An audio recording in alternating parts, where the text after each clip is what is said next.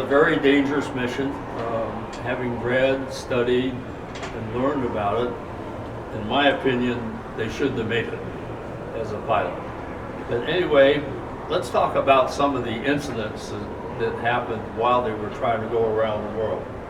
Let's talk about Major Martin first. Major Martin was a hard luck guy. The original mission was supposed to depart from Sandpoint on pontoons on 4 April. They got weathered out on that day. So they made an attempt on the 5th to take off, but Major Martin somehow, he was the team lead, he made a mistake and kind of damaged the propeller. So they had to abort the mission, and he was taxied back into the dock, and he misjudged the dock and punched a hole in the pontoons. But fortunately, there was a whole bunch of people there from the Boeing company. Bill Boeing was a major player in getting these airplanes ready to go once they arrived in Seattle and getting them airborne. So these skilled mechanics from Boeing fixed his propeller, and they fixed the pontoon, and they took off the next day on the 6th. So it was a 600, so their first leg was over 600 miles, and some of them had never flown that far. The only one was Eric Nelson, and he was on wheels. Now they're on pontoons, and that means that the airplane's much heavier than when it's on wheels. Well, they didn't have good weather. In fact, they had bad weather. Most of the places they thought they would have better. All the way around the world, weather was their nemesis. So they took off, and they were landing up at Prince Rupert, and Major Martin misjudged his height off the ground and banged it into the water and broke some struts. So, that was his second incident as a pilot. They were able, because there was a lot of logging, and there were skilled craftsmen there. They took the wood, they had actually the wood, and they made new struts so they could fix the airplane and get it ready to go. So eventually they got the airplane fixed, and then they took off, and on the next, one of the next legs, he had engine problems, so he had to set the airplane down, and he taxied around and found the cove and taxied up into it. And the weather was so bad when they got to the next location, no Major Martin. So they wondered where he was. Once they got to the next stop, they put out a bulletin from the ships that Major Martin was lost. So they had several ships. And in this case, the ships were a Coast Guard. Basically what happened is the Coast Guard took care of the Alaskan part all the way to Attu from Prince Rupert, and then the Navy took care of the Atlantic and down through Southeast Asia and other places. Well, they finally found him, and they had to get him a motor out of Dutch Harbor. Dutch Harbor was a major supply point for them. So they got a motor, they took it down, and because it was beside a ship, they had a hoist, and they changed the motor. And of course, the other people were told to go on to Dutch Harbor and wait, which they did. So Major Martin takes off and gets to Alaska, in the area where Stewart is today, and overnighted, and then he was supposed to fly to Dutch Harbor. Well, he never made Dutch Harbor. He ran into a fog bank and got misoriented, and fortunately he was trying to climb, but he was off course, and he actually landed on the slopes of a mountain. The airplane crashed. They were not hurt. What happened then is they spent 2 days with the airplane. I mentioned the baggage compartment. So what they did is they slept in the baggage compartment in their winter flying suits, and to try to keep warm, they took the pontoons, which were wood, and anything that was wood, and the fabric, which was dope, which would burn good. So they burned parts of the airplane to try to keep warm.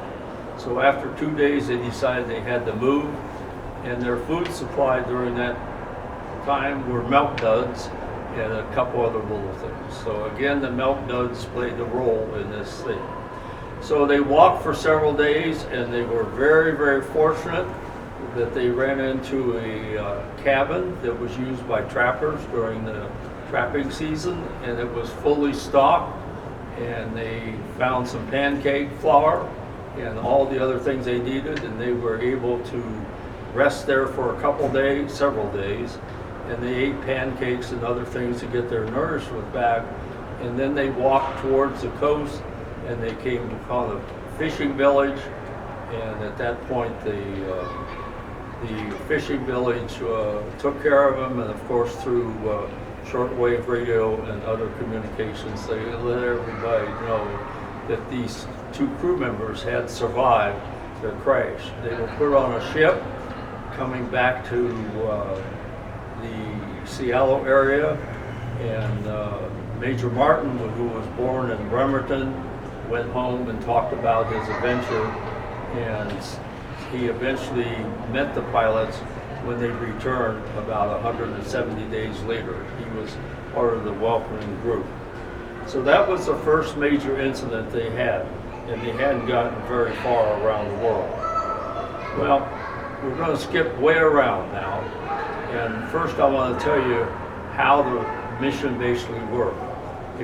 They started out on pontoons, and they flew on pontoons all the way to Calcutta, because Asia was way behind on airplanes, and they didn't have airfields. The only airfield that they landed that I have read about is one outside of Tokyo for the Japanese Air Force, and they were very cautious about letting them look around Japan. So they actually flew down the coast, and one of the biggest challenges of flying down the coast of Asia was you had all these small ships that were in the harbors, and it was hard to get an area where they could safely land and take off. But right now I'd like to tell you the way they landed is the advance officer, when they were in the water, would have the ship put down 4 55-gallon drums, which were painted yellow, and that formed the landing zone for them at each place. So that was their landing aids, was 4 yellow 55-gallon drums, which previously had fuel in them. Well, they went down, so we got to Calcutta. At Calcutta, they took the airplanes out of the river, brought them into the middle of Calcutta, and they changed engines, but the main thing they changed is they went to wheels. They stayed on wheels all the way through the southern part of Asia.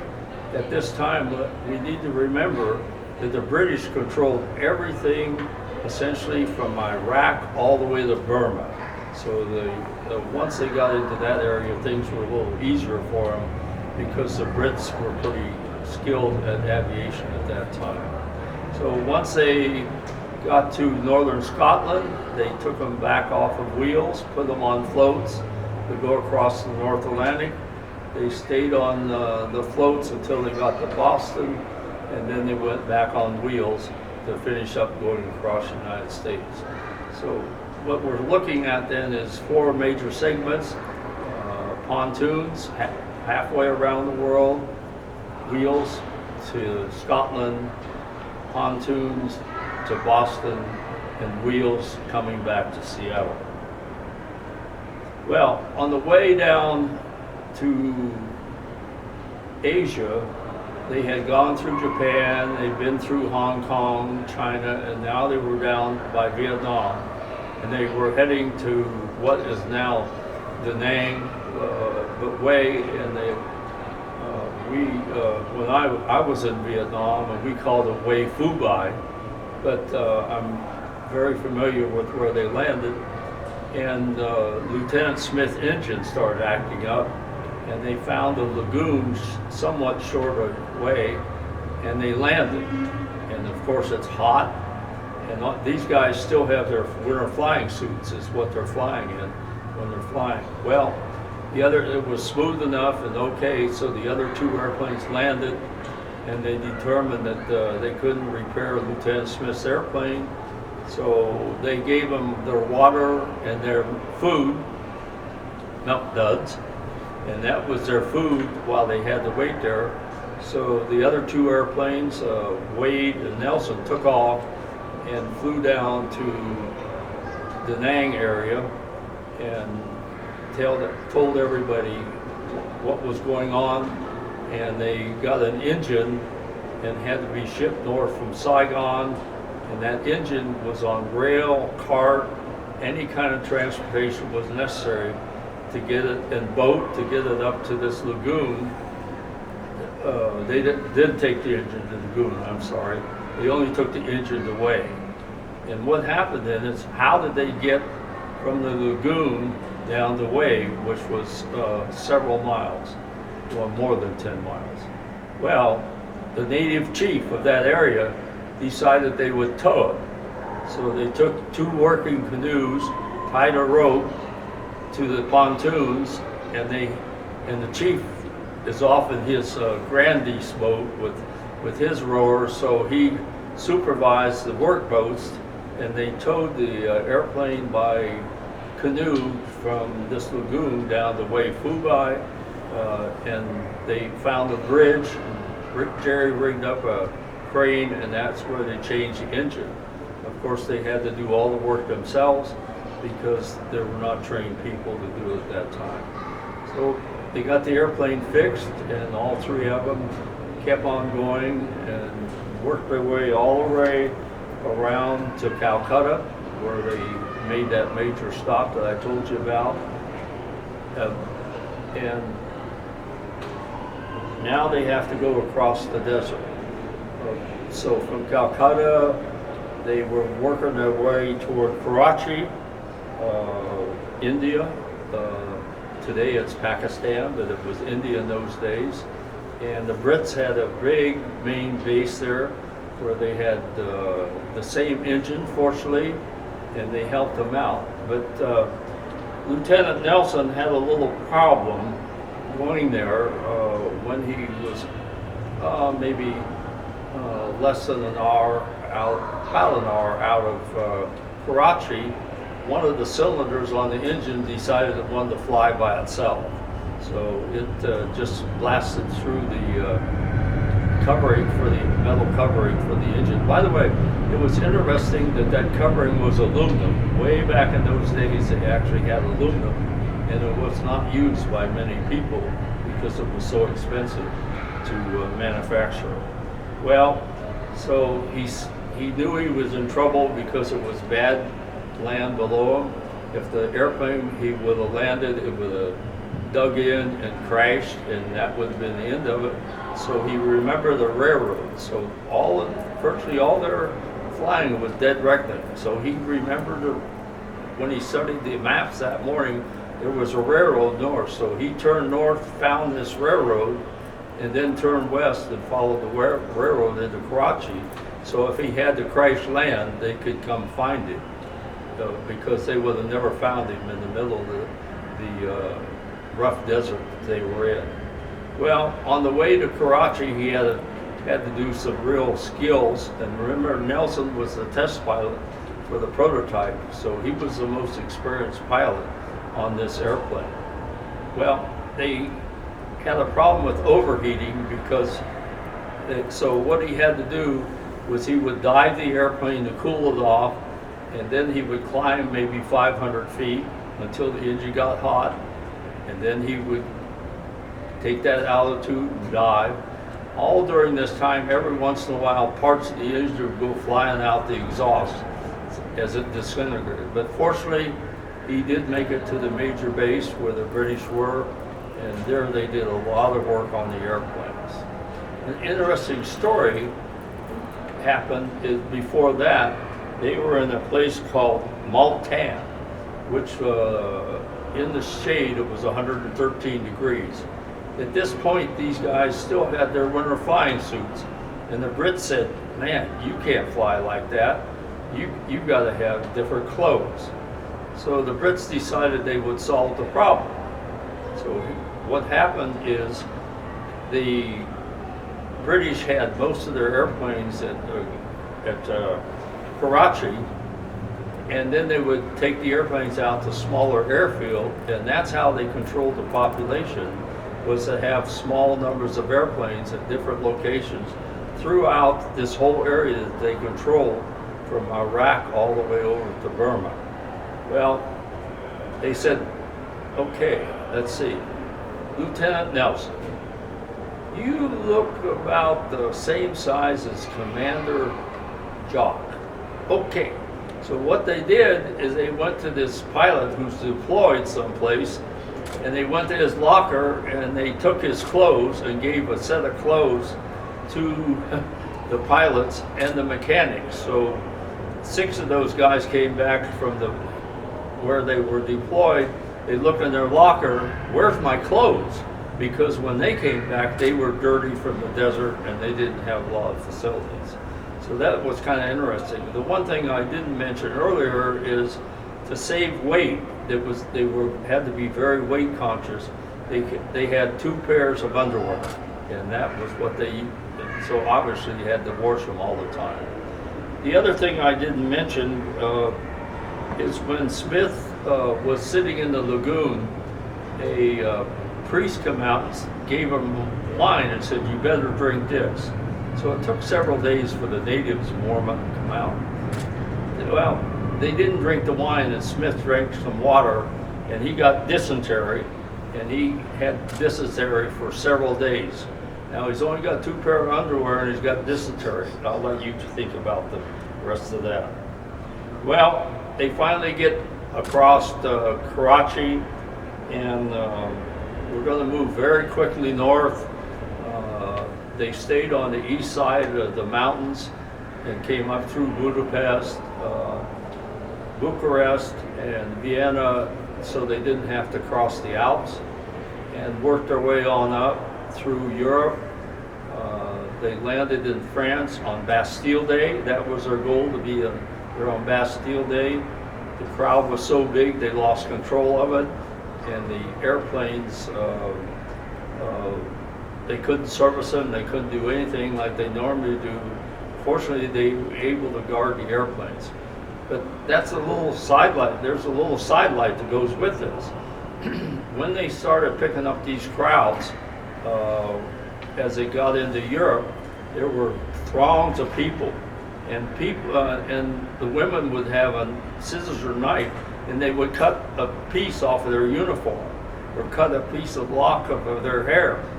And some of the people actually cut the little pieces off the wing to get the fabric, and that meant they had to repair them the next day. So it was quite an experience. And when they were in places like Paris, they were expected to go to evening events. So they had to fix the airplanes, they had to fly the airplanes, they had to be diplomats, and they really did not get a lot of sleep because they had to get up early in the morning and they flew and repaired.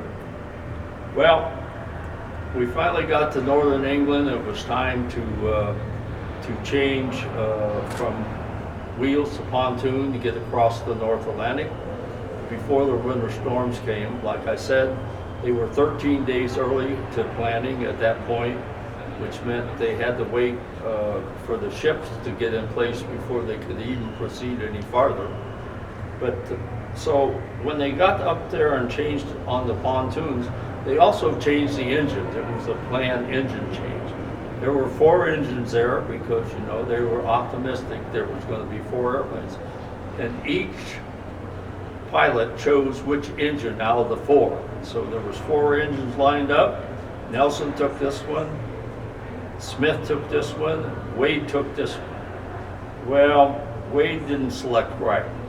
So they took off from northern England, and when they got over the Faroe Islands, Wade's engine lost oil pressure. He knew that he was not going to be able to go any farther, and the worst thing would be to have the engine freeze. So before it froze, he landed the airplane in 10-foot, really, really rough water. So the other guys are circling above him. Now remember, they have no radios, and their means of communication to the ground and to the ships was visualize something like a beanbag, like you're used to playing sports with and games. So what they would do is they would write a note inside this beanbag, and it was weighted, and they would drop it to land or drop it on the ship. Well, what they did is when Nelson and Smith got to the first ship beyond where Wade went down, they dropped the first beanbag and it went in the water. They dropped the second beanbag and it went in the water, but it was close enough that some seaman jumped into that ice cold water and rescued the beanbag, and they found what the note was, and with their Morse code they let the world know what was going on. And so they sent, because they knew approximately where Wade went down, a cruiser and a destroyer went full speed to get there. Now the destroyer captain determined he was really going to get there in a hurry, so he stoked up his boilers. These were coal-fired boilers with generating steam. So he cranked it up above where he was supposed to. By the time he got to where Wade was, they looked up at the smokestack and he had burned all the paint off that he was running it so hot. Well, what happened during this period, Wade is out there bobbing around, and fortunately they're in a fishing trawler route. There was fishing north of them in the Arctic cold, and they did a lot of fishing. So the first person, they saw this first fishing boat, the boat didn't see them. Remember, there's large swells, so it's hard to see this little object, 50 feet wingspan, 30 feet long, and only about 20 feet high, and the swells are 10 feet. So this thing wasn't very visible. Well, then they decided they needed to take action, so they fixed up a big flag and put it on a pole and stood on top of the wings. And then they saw another fishing boat, and they waved at it, and they got their attention, and that boat came and came up to their side, and they could anchor. They didn't anchor to it, but they were there to protect them until the American boats got there. Well, the American boats finally got there, and they decided, remember I told you that he could be lifted onto the boats, the ships, to be repaired, the cruisers. So they were going to lift this airplane out of the water, and on the way up something happened to the rigging. The rigging jammed, and the boat and the airplane fell back into the water. It was still floating. It was damaged a little bit, so they decided, well, we can't get it back on the cruiser, so let's tow it to the Faroe Islands. So all night long they were towing this boat, and so the crew, Wade and Ogden, went to bed, and finally they came down, woke them up. And what had happened is, just 1 hour away from the Faroe Islands, the pontoons gave way from the damage of the landing and dropping. No, not the damage of the landing. It was the damage of dropping from the cable, and the pontoons gave way and the airplane sank. And fortunately, they had opened the fuel tanks, so the airplane would sink and not become a shipping hazard. So Wade and Ogden were put on the cruiser, and they followed the other two guys all the way across the North Atlantic on the cruiser, and they met up with them at when they got to Canada and Labrador. And at that time, General Patrick decided that they wanted to have them have an airplane. So they took the prototype airplane, they got it back on pontoons, and they flew it up to Labrador. And when Wade and Ogden arrived on the ship, they got off, and this was the second stop in Canada. The first stop I'm going to tell you about in a minute. But anyway, Wade and Ogden were reunited. They called it the Boston II because it was really the prototype airplane. So when you see pictures, you're going to see three airplanes landing at Sandpoint. two of them actually made it around the world. The third one was the Boston tube. Well, anyway, that wasn't the end of the incident. It seems like every pilot had an incident. For example, Smith got over his dysentery, and when he was in Calcutta, he broke his ribs. So now he's got to fly the airplane for a long, long way with cracked ribs. Of course, there was no medical people around, and they were determined to make it. So the last incident I'd like to talk about is once they got to Greenland, they were pretty sure that they were going to make it. However, fate was not with them. Fate was going to step in and talk to him. So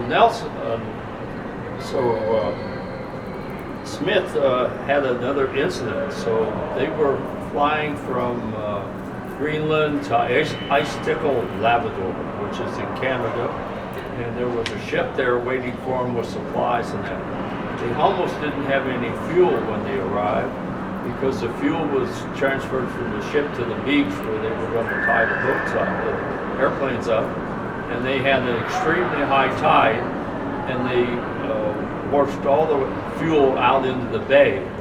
So the seamen from Richmond spent 2 days in that cold water gathering up these barrels so they would have fuel to continue the mission. Well, about an hour out or so from Icicle, Smith's fuel pump failed, and the way the system worked was there was a wing tank right above the pilots and above the engine where you gravity fed. You could gravity feed from there, and then what you had to do is the main fuel tanks were under the pilot seats. There was 2 fuel tanks, and they had to get that fuel from there up to the wing tank if they were going to do gravity feed. So the main tank, the main pump failed, which was engine driven, and then they had a wind driven pump that for a backup that failed. So they had a wobble pump in the back seat, and a wobble pump is nothing more than something that goes back and forth like that. Well, so Arnold had to keep pumping to get the gas from the lower tanks up to the gravity tank where it could gravity feed into the engine. Well, it was hard work, and it was so hard work that he actually took off his flying suit and was in a t-shirt, what we call a t-shirt today, and he was sweating even like that, and he would get tired.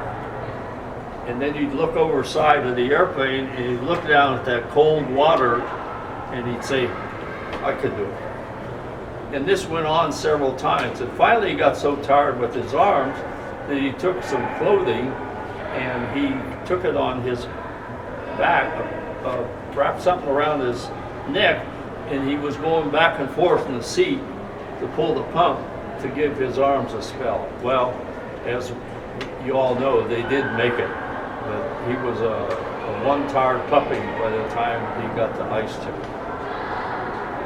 That's all the incident.